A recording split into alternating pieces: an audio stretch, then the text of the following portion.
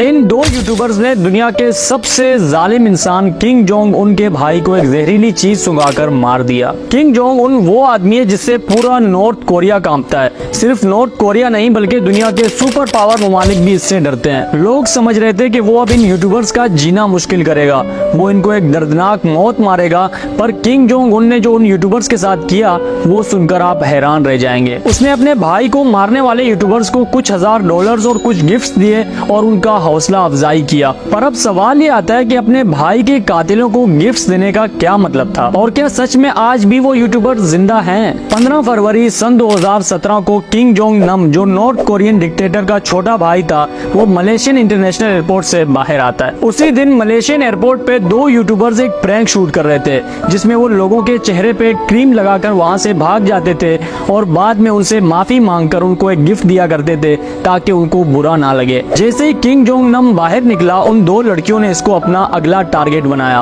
और उसके साथ प्रैंक करने का सोचा, पर उनके वहमो गुमान में भी नहीं था कि ये उनके जिंदगी का आखिरी प्रैंक होने वाला है। किंग जोंग उनके बाहर आते ही वो दोनों लड़कियां उसके पीछे भागे और वो क्रीम उसके चेहरे पे लगा के वहाँ से भाग गए। जैसे ही वो वापस उसकी तरफ आ रहे थे माफी मांगने के लिए, इतने में किंग जोंग नम जमीन पे गिर गया। एयरपोर्ट सिक्योरिटी फौरन वहाँ पे आई और उसको हॉस्पिटल ले जाया गया। वो लड़कियां डर गई थी कि आखिर इस आदमी को हुआ क्या है।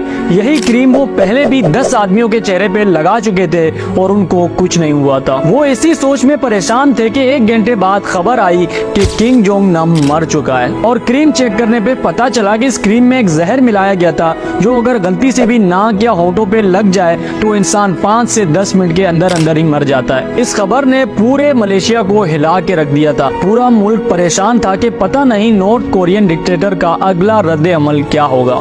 मलेशियन गवर्नमेंट ने फौरन उन दोनों यूट्यूबर्स को अरेस्ट किया और 1 हफ्ते तक इस केस की इन्वेस्टिगेशन चलती रही। इन्वेस्टिगेशन में पुलिस को ये बात तो समझ आ गई थी कि यूट्यूबर्स वाकई बेगुनाह हैं। वो वाकई एक प्रैंक शूट कर रहे थे और पहले भी उन्होंने कई लोगों को ये क्रीम लगाया था और उनको कुछ नहीं हुआ था। उन यूट्यूबर्स ने बताया कि इस प्रैंक का आइडिया उनको एक बंदे ने दिया था और कुछ पैसे देने का भी वादा किया था, ये कहकर कि वो उनका एक बहुत बड़ा फैन है और वो चाहता है कि हम लोगों के साथ इस तरह का एक प्रैंक करें। पैसे देखकर हमने भी हामी भर दी और वो बंदा पूरे शूट में हमारे साथ था और ये चेहरे पे लगाने वाला क्रीम भी उसी ने हमें ला कर दिया था। इस हादसे के बाद ना वो बंदा हमें मिला और ना ही उसने हमें पैसे दिए और ना ही हम उसे जानते हैं कि कौन था वो। मलेशियन पुलिस को थोड़ा बहुत तो समझ आ गया था कि इस कत्ल के पीछे किसका हाथ है, पर सबसे पहले उन्होंने उस बंदे को ढूंढना शुरू किया जिसने इन यूट्यूबर्स को प्रैंक करने का बोला था। 3 मार्च सन 2017 को जैक नामी उस बंदे को भी अरेस्ट किया गया और इन्वेस्टिगेशन के बाद जो उसने असल कहानी सबको बताई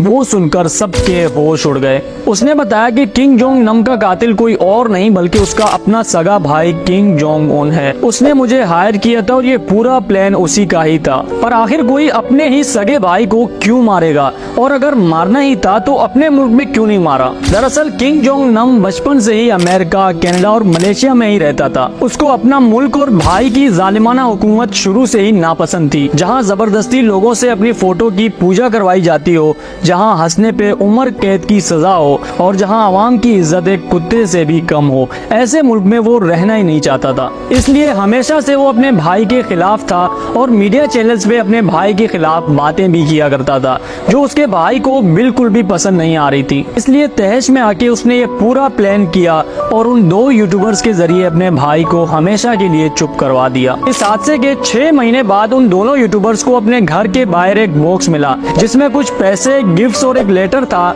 और उस लेटर में लिखा हुआ था कि तुमने बहुत अच्छा काम किया है। अब ये लेटर और गिफ्ट्स कहाँ से आए इस चीज का एग्जैक्ट पता तो आज तक नहीं किया जा सका, पर लोग मानते हैं कि ये गिफ्ट्स नॉर्थ कोरियन गवर्नमेंट की तरफ से ही आए होंगे। वो यूट्यूबर्स इतना डर गए थे कि उस हादसे के बाद आज तक उनके चैनल पे कोई प्रैंक वीडियो अपलोड नहीं हुआ, पर वो आज भी जिंदा हैं और हंसी खुशी अपनी जिंदगी गुजार रहे हैं। ये थी हमारी आज की स्टोरी। आई होप आपको पसंद आई हो। मैं और आप मिलेंगे किसी एक नए वीडियो में, तब तक के लिए अपना बहुत सारा ख्याल रखें। अल्लाह हाफिज।